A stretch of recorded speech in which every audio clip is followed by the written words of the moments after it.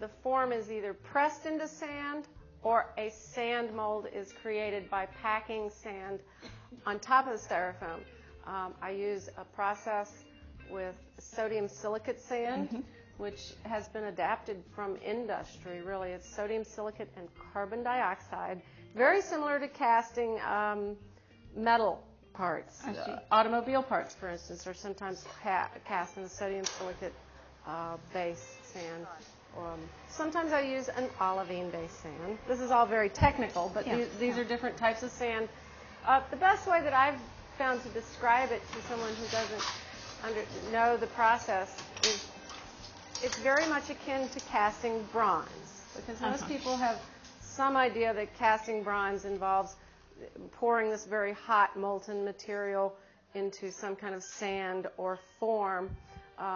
Glass is, the process is similar. The hot shop to me is much more like a foundry, except that it's not quite as dirty as a foundry. And the glass flows very slowly compared to metal. Metal is, when it's liquid, flows very quickly like water, whereas glass flows very slowly. I describe it as like hot honey.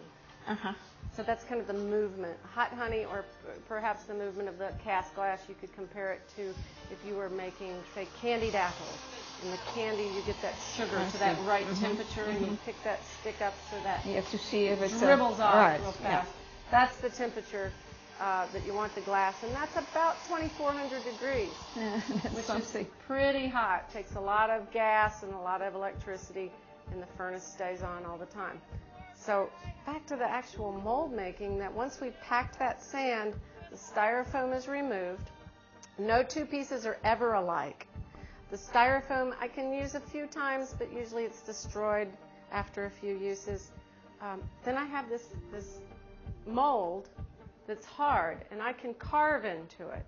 So a lot of the carvings that you see on these pieces, the details, the lines, the symbols that are on the surface are actually hand carved into the mold in the negative, in reverse. Right. The mold is prepared so that the glass will not stick to the sand, and then color is laid in.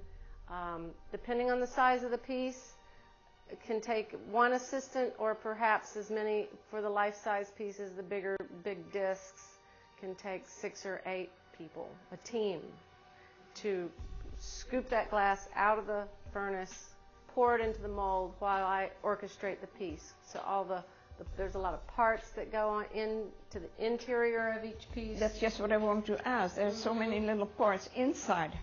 Is that difficult? How did you start that? Was it an idea of you to do that, or what?